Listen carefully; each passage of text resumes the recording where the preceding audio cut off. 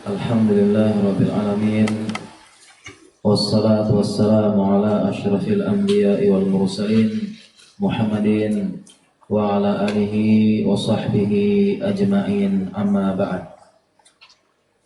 Bapak-bapak, ibu-ibu, kaum muslimin dan muslimat, saudaraku seiman dan seislam yang semoga dirahmati oleh Allah Subhanahu wa taala. Assalamualaikum warahmatullahi wabarakatuh. Alhamdulillah, segala puja dan puji kepada Allah Subhanahu wa taala.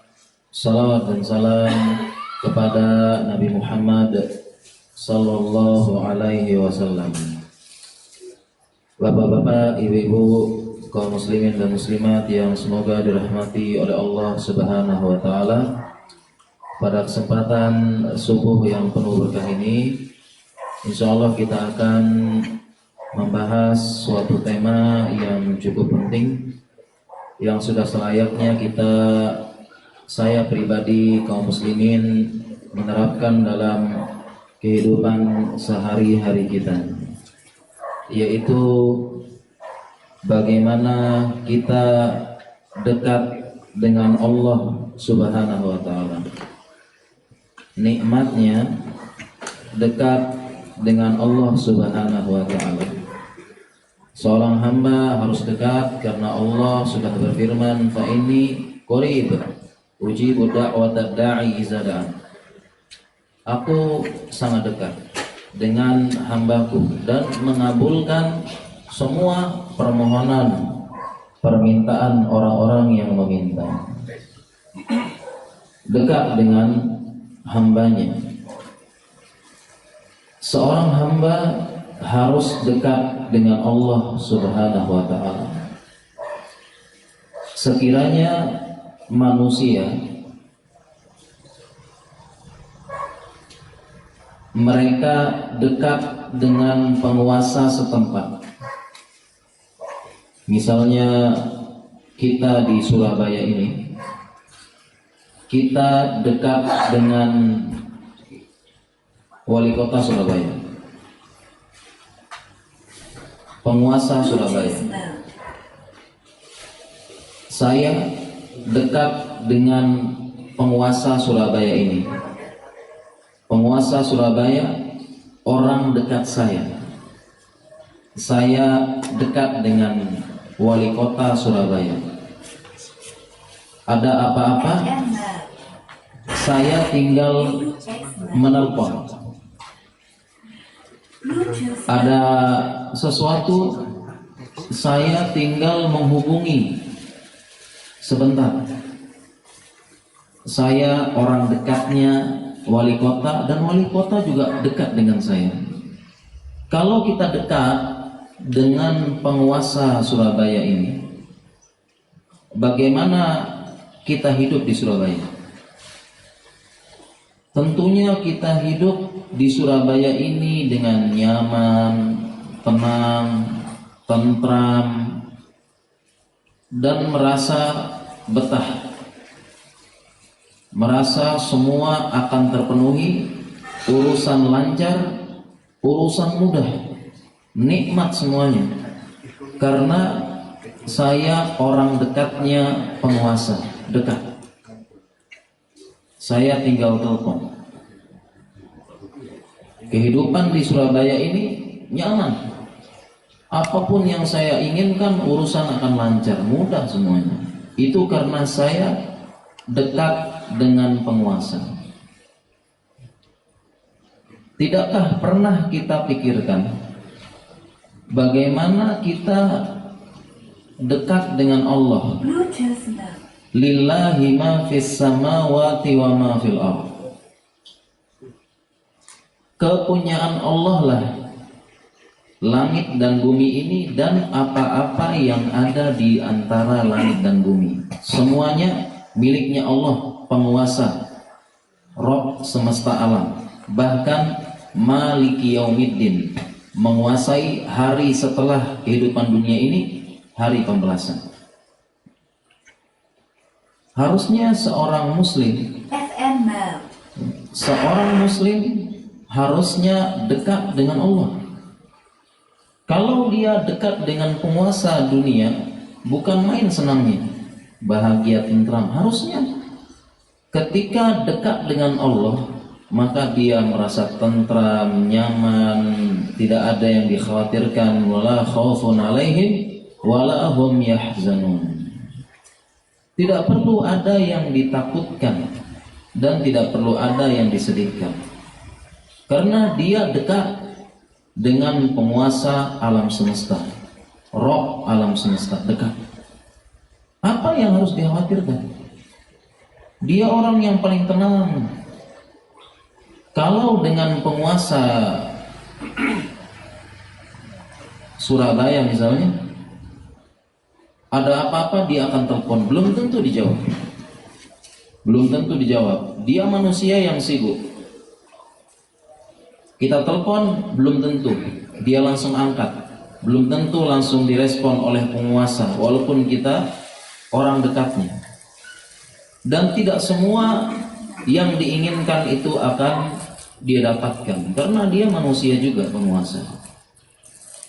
Tetapi kalau kita dekat dengan Allah, fa inni qarib ujibu da'watad da'i zadan.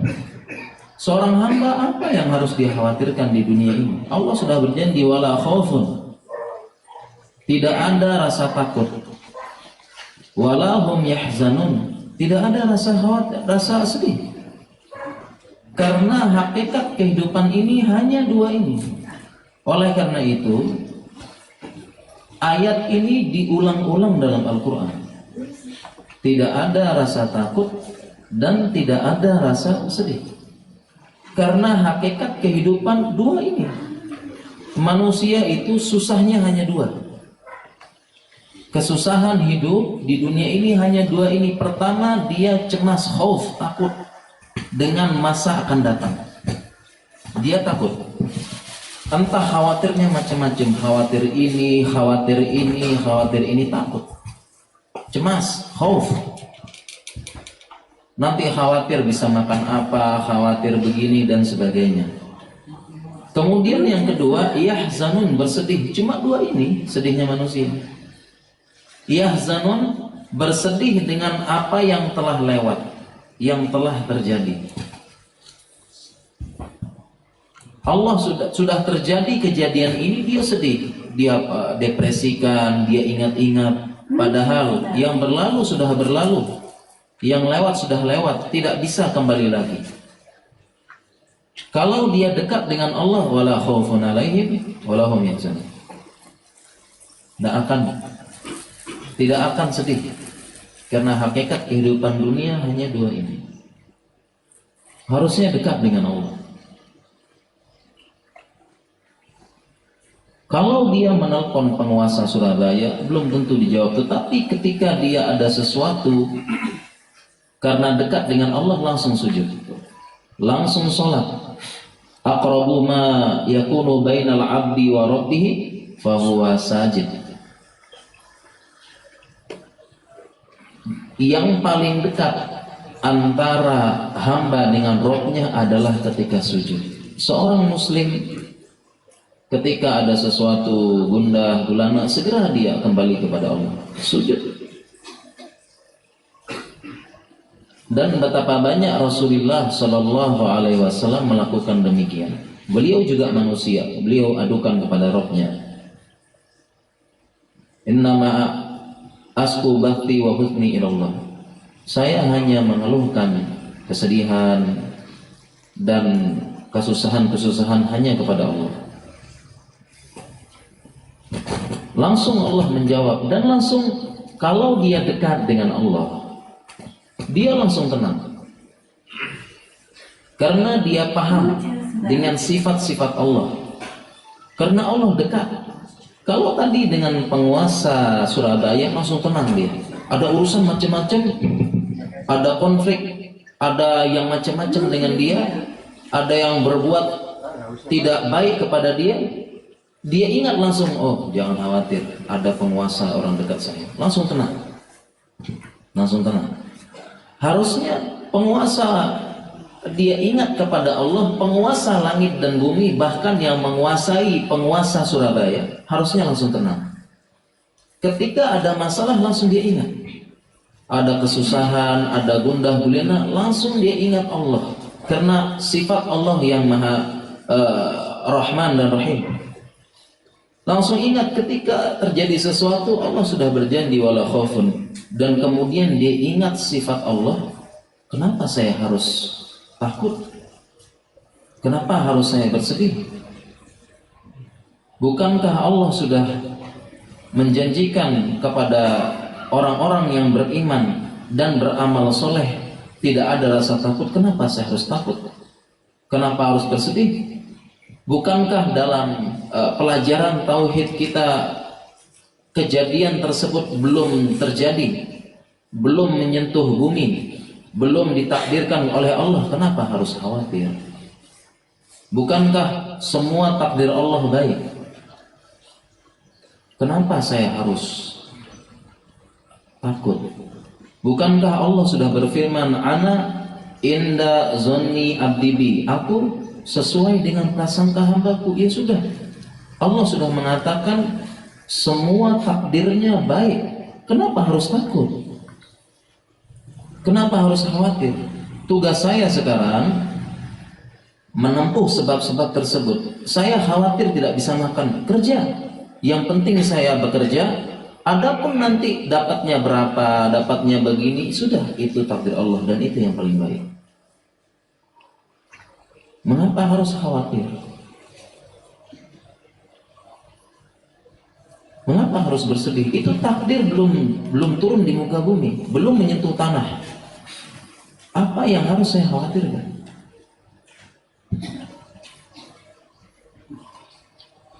Begitu juga walahum yahzanun. Tidak juga dia bersedih, depresi. Dia ingat takdir Allah telah lewat. Apa kata Rasulullah SAW? Qul qaddarullah, telah lewat. Katakanlah takdir Allah sudah lewat. Mengapa harus depresi, menyesali? Telah lewat, tidak akan kembali waktu tersebut, tidak akan kembali kejadian tersebut. Dan saya harus bahagia hari ini, detik ini, saat ini saya harus bahagia dengan apa yang telah Allah karuniakan kepada saya hari ini. Yang lalu telah lewat, yang masa datang belum terjadi. Saya harus bahagia hari ini, mensyukuri nikmat Allah. Terlalu banyak nikmat dan karunia yang telah Allah berikan hari ini. Aku harus bahagia, aku harus senang dengan karunia Allah yang sangat banyak. Aku ingat perkataan ada Allah dalam Al-Quran, la in syakartum la azidannakum wa la in kafartum inna azabi lasyadid. Nikmat Allah banyak hari ini. Harus bergembira hari ini, harus bersyukur, harus senang. Kalau kita bersyukur ditambah, karena demikianlah prinsip Islam. Kita bersyukur dulu baru bahagia. Bukan kebalikannya. Tunggu bahagia dulu baru bersyukur, bukan. Kita itu bersyukur itu yang membuat bahagia. Sebagian manusia prinsipnya salah. Dia tunggu dulu kebahagiaan tersebut. Mana kebahagiaan ini? Baru dia bersyukur. Bukan. Bukan tadi ayat tadi. Lain syakartum. Karena kalau kamu bersyukur ditambahkan. Itu bahagia. Lihat bagaimana diajarkan dalam kitab Tauhid. Bagaimana dekat dengan Allah. Karena pelajaran tauhid itu mengajarkan hak-hak Allah agar kita dekat, agar kita bahagia. Muslim bahagia hari ini, harus bahagia. Tidak ada muslim yang stres, depresi. Wala khaufun alaihim wala hum yahzanun. Itu janji Allah sudah. Buat apa kita pusing hari ini? Coba lihat pagi ini. Pagi ini coba lihat. Ini sudah raja kita ini. Apa kata sabda Rasulullah SAW pagi ini? Pagi ini kita raja, orang paling bahagia di muka bumi pagi ini. Apa sabda Rasulullah SAW? Man asbaha aminan fi sirbih, mu'afan fi badanih, indahu qutu yaumih, faka'annama lahu hizat lahu dunya. Pagi ini kita orang yang paling bahagia sudah. Tidak ada yang bisa menggantikan kebahagiaan pagi ini. Man asbaha aminan fi sirbih. Barang siapa yang masuk pagi hari aminan, aman sirbih, di sangkarnya, di tempat rumahnya. Kita bangun-bangun, alhamdulillahilladzi ahyana ba'da ma amatana wa ilaihi nusyur. Pagi-pagi bangun tenang rasanya, tidak ada tekanan, tidak ada pikiran, tidak, bangun-bangun tenang, nyaman, enak. Ada orang lain mungkin dia bangun-bangun bertelekan di tempat kasur mewah, bangun-bangun langsung kepikiran bisnis, kepikiran hutang, kepikiran hasad dengan fulan, kepikiran dengki dengan ini, kepikiran ini, bangun-bangun tidak tenang. Kita tenang, mu'afan fi badani, bangun-bangun sehat, tidak ada yang sakit ininya, sakit ini, bangun-bangun sehat.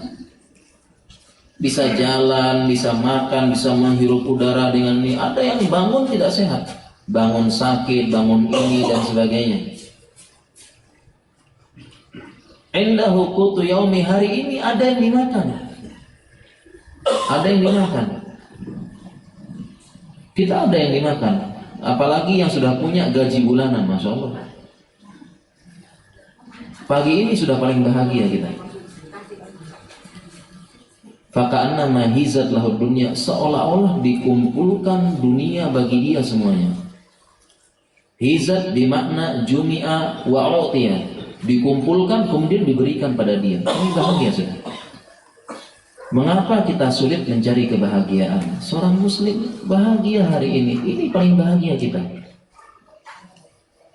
Karena yang namanya bahagia di hati, innal ghina ghina nafs. Bahagia di hati. Tidak perlu kita mencari yang lain. Seorang muslim itu karena dekat dengan Allah, paham sifat-sifat Allah.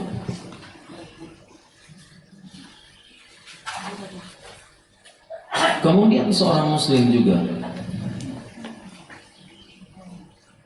harusnya di muka bumi ini seorang muslim orang yang paling tenang, paling tentram, paling bahagia.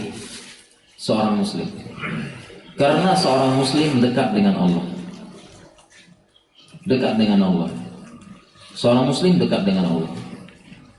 Yang tadi kita buat permisalan, kalau dekat dengan penguasa Surabaya, mungkin dia orang paling senang di Surabaya ini. Tapi ini dekat dengan penguasa semesta alam.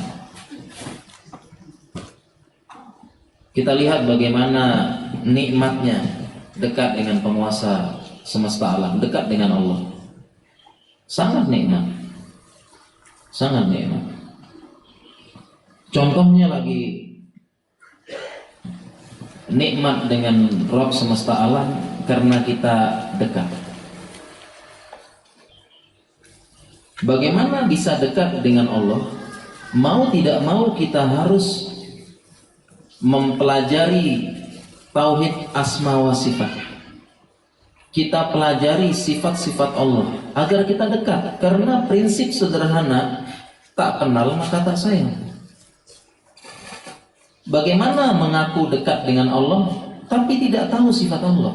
Tidak pernah belajar tauhid asma wa sifat, tidak tahu sifat Allah, tidak tahu zat Allah, tidak tahu bagaimana hal-hal Allah. Bagaimana bisa dekat dengan Allah? Ya. Orang muslim yang gundah gulana, depresi karena tidak dekat dengan Allah. Dia tidak kenal Allah, tidak tahu penguasa semesta alam ini bagaimana. Dia tidak tahu. Muslim tidak ada yang gundah gulana. Lihat bagaimana salah satu sifat Allah kita sebutkan. Kita sebutkan satu sifat Allah yang membuat kita tenang dan dekat, nyaman hidup di dunia ini. Paling nyaman seorang muslim. Salah satu sifat Allah adalah Allah Subhanahu wa ta'ala lebih sayang kepada hambanya melebihi kasih sayang ibu kepada anaknya. Ini sifat Allah yang harus diketahui oleh seorang muslim.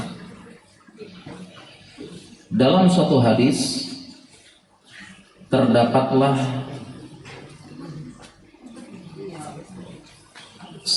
sekelompok tawanan perang. Sekelompok tawanan perang dan dipersaksikan oleh Rasulullah Sallallahu Alaihi Wasallam bersama para sahabatnya.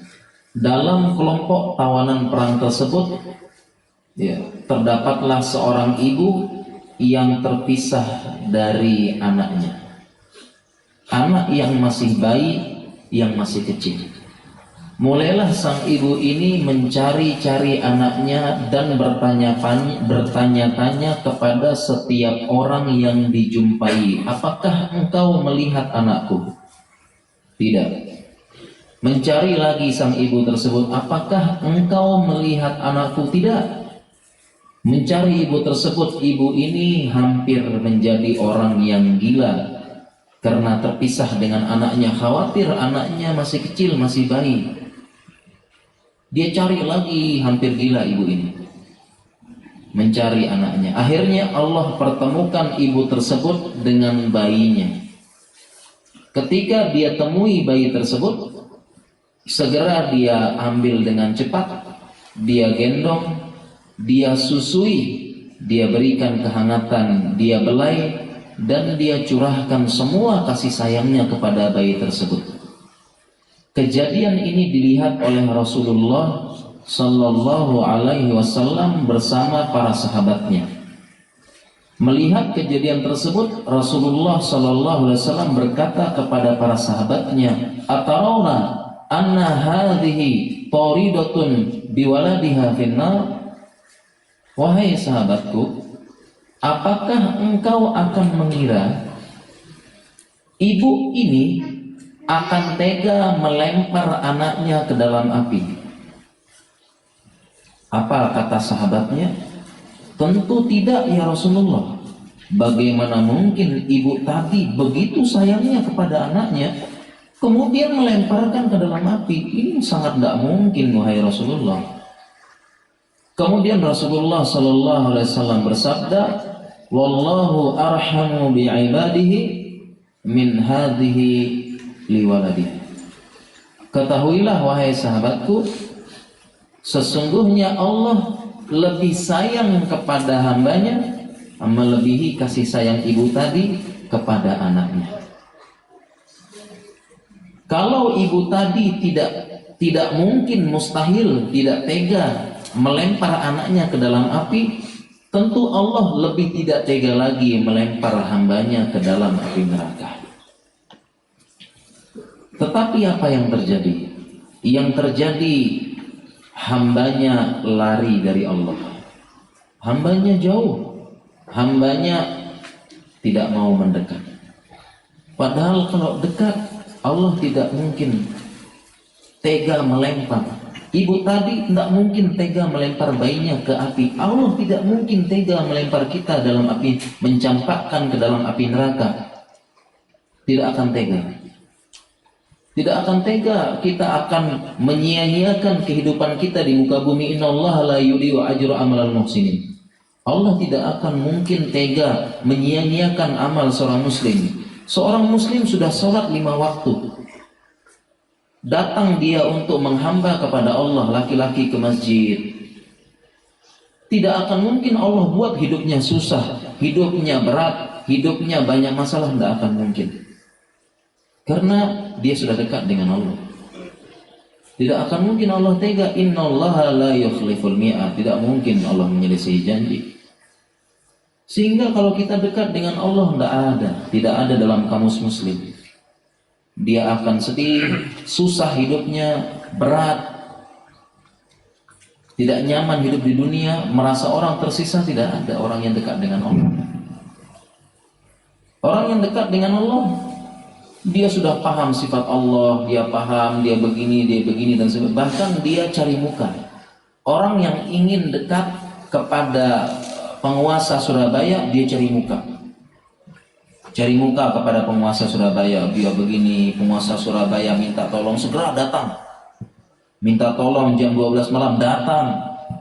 Minta begini, datang. Di hadapan penguasa Surabaya, dia tunduk, dia rendahkan dirinya, enggih, dan sebagainya. Dia tundukkan dirinya, dia hambakan dirinya bahkan di penguasa Surabaya. Kenapa? Dia yakin kalau dekat dengan penguasa, saya nyaman hidup di Surabaya ini. Saya tenang. Nah, seorang muslim harus cari muka dalam tanda kutip di hadapan Rob penguasa alam ini. Cari mukanya adalah dengan sholat malam, dengan melakukan amalan-amalan yang sunnah sampai Allah cinta kepada dia, agar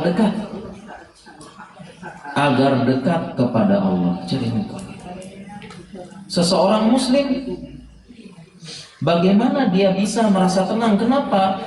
Dia baru kembali kepada Allah setelah banyak masalah. Setelah banyak masalah baru kembali kepada Allah. Bukankah dalam hadis qudsi, dalam hadis disebutkan ta'arraf ilallah, ta'arraf ilallah fir raha ya'rifka fi syiddah. Bukankah disebutkan dalam hadis ta'arraf, ingatlah kepada Allah di saat raha, di saat yang lapang. Ya'rifka fi syiddah, Allah akan kenal, akan menolong engkau di saat-saat yang susah. Ini sifat Allah. Ta'arraf ilallah fir raha ya'rifka fi syiddah. Kita kenal, kita dekat dengan Allah di saat-saat lapang seperti ini. Ingat Allah. Ingat Allah di saat-saat lapang seperti ini. Zikir, istighfar, memudahkan hidup. Ingat Allah, minta tolong pada Allah, kita ingatkan. Saat-saat lapang Allah akan ingat di saat susah.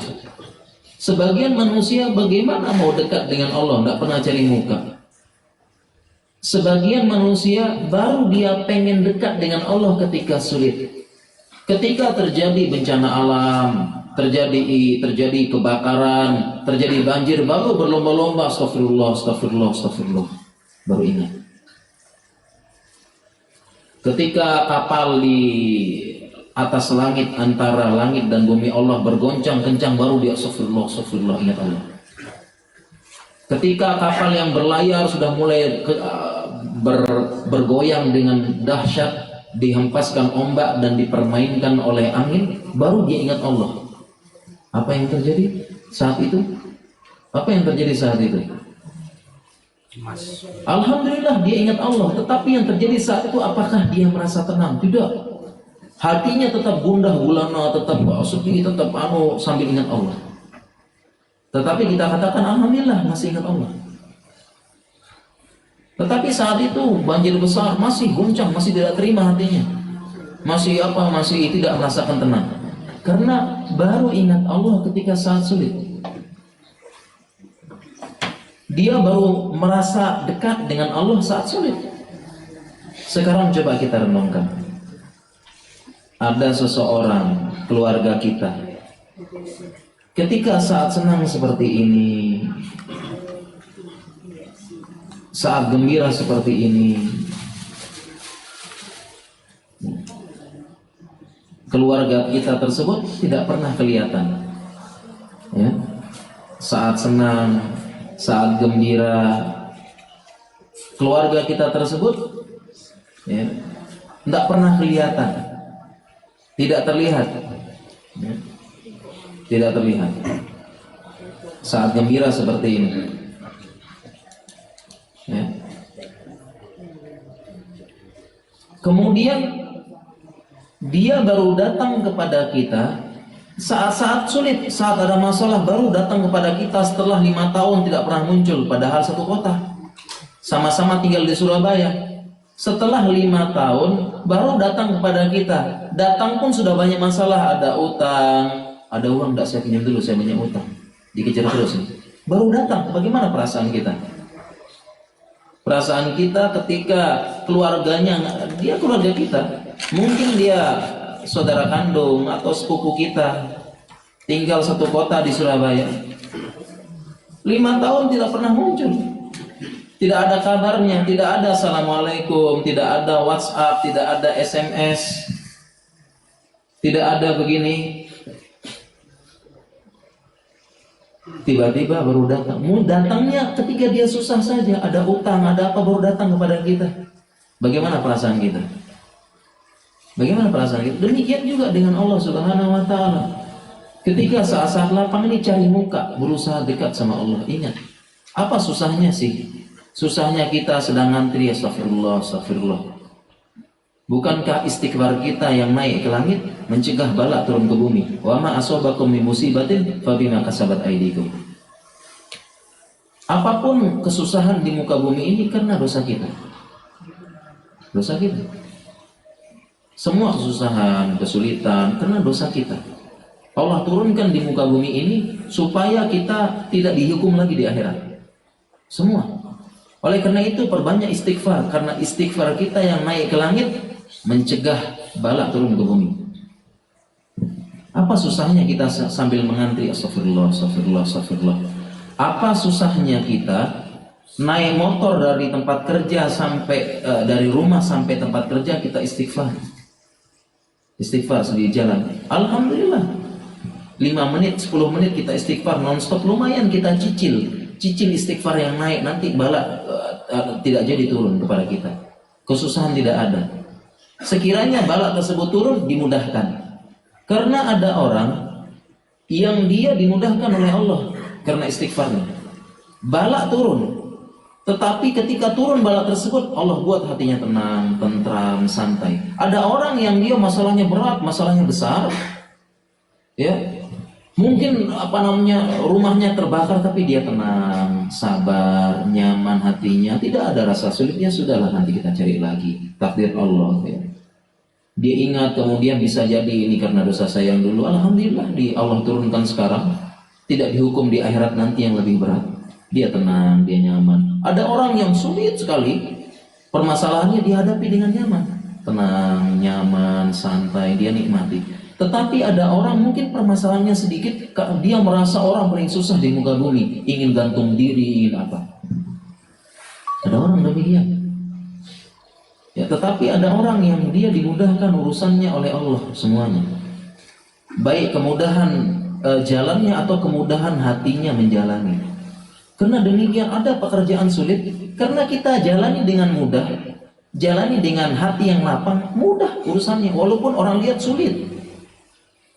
Orang lihat sulit. Jangan jauh-jauh perbandingannya saja, ya. Perbandingannya misalnya para umahat, para perempuan, itu kalau melihat mall yang luas itu tuh, ya Allah, dia jalan putar sana putar sini, nikmatnya tidak terasa capek.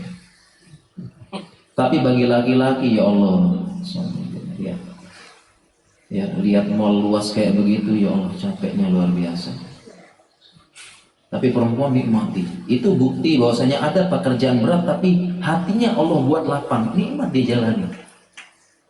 Begitu juga laki-laki mungkin lihat lari sana, ya, main futsal misalnya, lari sana lari sini, muter sana muter sini, dia senang, padahal badannya capek. Ya. Jadi demikian bagaimana kita dekat dengan Allah. Ya, kita sudah merasa dekat saat-saat lapang, saat-saat sulit Allah nanti akan bantu, akan dilapangkan oleh Allah Subhanahu wa Ta'ala. Baik itu berupa kemudahan urusan kita atau kemudahan hati kita. Hati kita mudah, lapang, menjalani semuanya enak. Padahal orang lain melihat sepertinya musibah kamu ini berat, urusan kamu sulit. Tapi kenapa kamu tenang, nyaman, santai? Apa jawabannya? Ini Allah semua yang ngatur. Buat apa saya bersedih dengan apa yang telah Allah takdirkan kepada saya? Semua takdir Allah baik. Dan saya pedenya luar biasa. Saya pede ngomong ini. Kenapa? Karena saya selalu ingat Allah ketika saat sulit, ketika saat yang lapang. Saya ingat Allah di mana-mana, ingat Allah, ingat Allah, ingat Allah. Istighfar di mana-mana. Mudah cuma menggerakkan lisan. Di jalan, di kemacetan, istighfar. Ya, alhamdulillah istighfar sebentar. Lumayan untuk mencegah bala turun, nyicil. Alhamdulillah istighfar.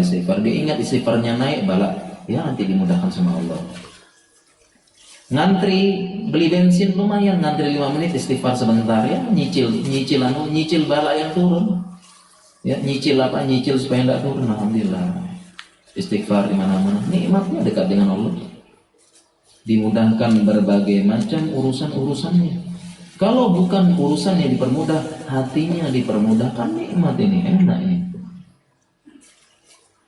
Kemudian mohon maaf Bapak Ibu sekalian ya, ini mungkin yang terakhir ya, karena tidak bisa lama-lama, saya ada jadwal ya setelah ini, mohon maaf sekali. Kemudian ini yang terakhir Bapak Ibu sekalian dirahmati Allah. Setelah kita tahu banyak ya kalau kita bahas nikmat dekat dengan Allah ini. Kemudian ini ada salah satu indikator. Salah satu indikator kita sudah dekat belum dengan Allah. Indikator pertama, sudah belum tamat kitab tauhidnya. Kalau belum tamat, belum dekat ya. Bagaimana bisa kita dekat? Belum tamat kitab tauhidnya. Belum belajar kitab tauhid, tebel-tebel gitu. Hak-hak Allah di sana yang harus kita tunaikan. Masih banyak belajar lagi kitab tauhid kita sebarkan. Ini tujuan kita hidup di muka bumi. Wa ma khalaqtul jinna wal insa illa liya'budun ay wahidan, yaitu mentauhidkan aku. Kemudian indikator selanjutnya, tanda kita belum dekat dengan Allah sekarang Pak. Coba nanti pas sholat, pas sujud, coba berdoa kepada Allah. Berdoa kepada Allah. Berapa lama doanya? Ya, coba mungkin ketika sholat malam atau nanti mungkin sholat duha ya, yang agak luang waktunya. Coba ketika sujud, doa sama Allah, minta sama Allah. Berapa lama kita berdoa? Kalau berdoanya cuma 1 menit, berarti belum dekat dengan Allah. Kenapa? Karena kalau orang yang belum dekat dengan Allah, dia memintanya sedikit, hanya sedikit yang minta sama Allah, karena belum tahu Allah. Coba sekarang Pak berdoa, berdoanya ya Allah minta ini, ya Allah, apalagi minta sama Allah ya? Ya Allah, minta apa lagi sama Allah ya? Bingung. Berdoanya cuma 1 menit, bingung minta apa sama Allah. Ini berarti belum dekat sama Allah, belum kenal. Kalau ulama-ulama dulu sekali berdoa sama Allah sejam, 2 jam, 3 jam, banyak yang diminta sama Allah. Ada orang kita lihat ya, coba di Masjid Nabawi atau di mana, ada itu orang tuh dia sekali duduk berdoanya nangis sejam 2 jam dia. Banyak diminta sama Allah. Itu artinya dia dekat sama Allah. Coba sekarang, ini semacam tantangan pribadi Pak, tantangan introspeksi pribadi. Coba Pak, saya minta sama Allah berdoa. Paling kita 1 menit Pak mintanya, aduh apalagi mintanya sama Allah. Kenapa? Karena kita belum dekat sama Allah. Kalau kita dekat sama Allah, ya Allah, misalnya kita ada waktu luang untuk berdoa, kita mintanya banyak sama Allah. Banyak kita minta Pak sama Allah.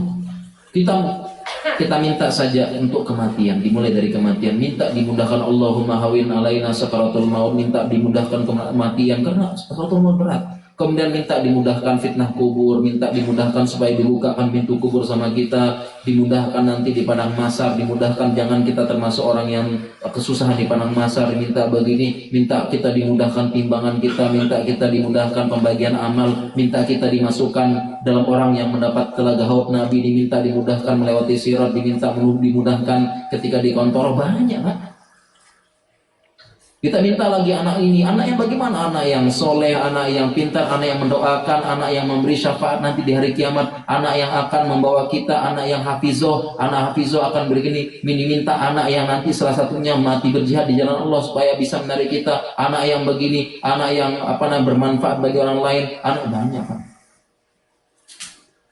Jadi kalau kita sekarang introspeksi kita bersama, coba sekarang nanti sholat duha, ini kan hari Ahad ya, libur ya. Coba sholat duha Pak, ketika sujud doa sama Allah. Kalau doanya mintanya cuma 1 menit, berarti belum kenal Allah. Minimal 5 menit lah Pak kita doa, karena banyak yang diminta. Ya, banyak yang begini ketika benar juga Ustaz, apa ya? Minta apa lagi ya? Bingung. Ini berarti belum dekat dengan Allah. Nah, mudah-mudahan kita bisa dekat dengan Allah Subhanahu Wa Taala. Demikian Bapak Ibu sekalian dirahmati Allah Subhanahu Wa Taala. Sekali lagi saya mohon maaf ya, tidak bisa berpanjang lebar dan tidak bisa berlama-lama karena ini ada amanah. Setelah ini ada jadwal lagi. Ya mungkin demikian yang bisa kami sampaikan. Ya mudah-mudahan kita bisa melanjutkan di lain kesempatan karena pembahasan dekat dengan Allah ini sangat banyak ya, terutama dalam pembahasan tauhid Ya, dan kita seorang muslim harus dekat dengan Allah. Yang penting adalah ta'arruf ila Allah fi raha ya'rifka fi syiddah. Kita harus kenal dengan Allah di saat-saat yang lapang. Allah akan mudahkan kita di saat-saat yang sulit nanti. Demikian, mudah-mudahan bermanfaat dan semoga kita semua dekat dengan Allah.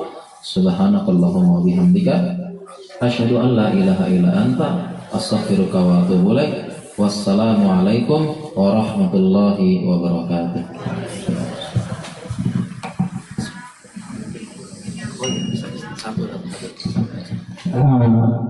Demikian dari para bapak, apa yang telah disampaikan oleh Ustaz selama 40 menit.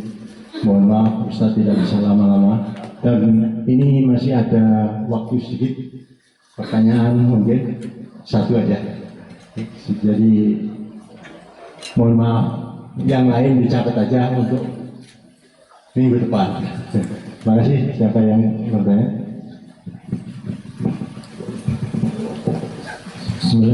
Saya mau bertanya, Ustaz, bagaimana orang yang ibadahnya luar biasa tapi hidupnya tetap miskin, susah, dan orang yang berdoa bertahun-tahun tidak juga dikabulkan? Bagaimana menurut Ustaz? Assalamualaikum. Bismillahirrahmanirrahim. Bagaimana dengan orang yang ibadahnya bagus tetapi tetap miskin dan susah, ya? Pertama, Bapak Ibu sekalian, miskin itu tidak identik dengan susah. Miskin tidak identik dengan susah. Ya, adakah di antara kita yang lebih miskin dari Nabi Sallallahu Alaihi Wasallam? Nabi Sallallahu Alaihi Wasallam, ya, itu tidak pernah berturut-turut makan makanan yang enak 3 hari. Jadi hari ini makan, besoknya enggak, kurma sama air lagi. Bahkan beliau pernah kelaparan. Beliau pernah kelaparan, keluar lapar nyari makan. Pernah kelaparan. Ada kita yang lebih miskin dari Nabi SAW. Pernah kelaparan, pernah cuma ada air sama kurma di rumahnya. Ya, rumahnya kecil, rumahnya hanya 1 kamar. Ya, dan bukan seperti ini, ada tehel, ada ini. Ada yang pernah miskin dari Rasulullah SAW. Rasulullah SAW jauh lebih miskin daripada kita. Ya, sulit hidupnya beliau. Tapi beliau orang yang paling bahagia di muka bumi. Jadi miskin tidak identik dengan susah. Ya, jadi pertama, sudah beribadah bisa jadi pertama niat ibadahnya tidak bagus. Yang kedua, niat ibadahnya tidak bagus. Yang kedua, cara ibadahnya salah. Cara ibadahnya tidak sesuai dengan tuntunan Nabi. Bagaimana bisa? Ya, ibadahnya tidak salah. Tentu ini mardud, tertolak. Ya. Yang ketiga, dia benar, mungkin dia cuma ibadah saja tapi tidak dekat dengan Allah. Ibadahnya salah caranya, kemudian tidak dekat. Jadi tidak ada. Jadi ini ada yang salah berarti. Ada yang salah, sudah beribadah banyak, ya, tetapi masih miskin dan masih susah. Tidak, harusnya tidak. Miskin tidak identik dengan susah. Ada orang miskin paling bahagia di muka bumi. Ya, jadi ini ada yang salah dengan ibadahnya. Kemudian selanjutnya ada orang yang sudah berminta berpuluh-puluh tahun belum dikabulkan. Berarti Allah lebih sayang kepada dia. Kenapa permintaan tersebut disimpan di akhirat? Karena doa ada 3. Yang pertama dikabulkan di dunia, yang kedua disimpan, yang ketiga menjadi menjadi pencegah. Ya, pencegah kesusahan. Pencegah kesusahan turun di muka bumi. Ya.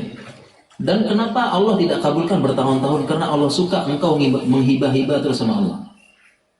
Allah suka manusia minta-minta sama dia. Kenapa Allah tidak kabulkan berpuluh-puluh tahun? Karena Allah suka engkau minta-minta terus sama Allah. Ya Allah, tolong dong. Misalnya minta anak, diminta terus. Sudah 5 tahun tidak punya anak, ya Allah minta terus. Seandainya Allah kasih anak dia, mungkin berhenti dia ngibah-ngibah sama Allah. Berhenti dia minta-minta mengemis-ngemis sama Allah. Berhenti dia jadi hamba Allah kalau sudah dikasih anak, berhenti dia. Tapi sengaja Allah suka sama dia karena dia minta-minta terus, dan nanti Allah gantikan yang lebih baik di akhirat. Jadi kalau doa tidak dikabulkan oleh Allah, berarti Allah suka sama dia. Allah suka hibah-hibahnya, ngemis-ngemisnya Allah suka. Seandainya Allah kasih, berhenti mungkin. Betapa banyak kita seperti itu. Kita minta sama Allah, ya Allah minta jodoh, ya Allah, minta, bukan kita sampai dia nangis-nangis, nangis-nangis. Minta sama Allah benar-benar menunjukkan hamba. Dikasih sama Allah jodoh, berhenti. Hilang yang nangis-nangisnya itu, hilang dia menghamba sama Allah, lupa sudah. Nah ini berarti Allah masih sayang sama dia. Demikian Pak, mudah-mudahan bisa jawabnya. Terima kasih hadirin sekalian, apa yang telah disampaikan oleh Ustaz. Pertanyaannya yang sudah dijawab, dan kita harus betul-betul mukhlisi dan rutin. Jadi ibadah kita itu betul-betul ikhlas karena Allah, bukan karena kepingin kaya, bukan karena kepingin pangkat, tapi mukhlisi dan rutin. Untuk itu, marilah kita beribadah sesuai dengan apa yang telah dicontohkan oleh Rasulullah Muhammad SAW. Bapak Ibu dan saudara-saudara sekalian, saya kira cukup. Dan saya sebagai wakil dari anak saya Samsul Ahmadi, saya bapaknya, orang tuanya saya mengucapkan terima kasih yang sebesar-besarnya atas kehadiran Bapak, Ibu dan saudara sekalian. Dan yang kedua kalinya kami mohon maaf, mungkin ada suatu hal yang kurang berkenan di hati Bapak. Sekali lagi kami atas nama Samsul Ahmadi mohon maaf yang sebesar-besarnya. Mudah-mudahan kita bisa bertemu minggu depan dan seterusnya, bahkan kita bisa bertemu nanti di Jannatul Firdaus. Terima kasih. Wassalamualaikum. Dan untuk saya sendiri mengucapkan mohon maaf yang sebesar-besarnya. Wabillahi taufiq wal hidayah. Wassalamualaikum warahmatullahi wabarakatuh.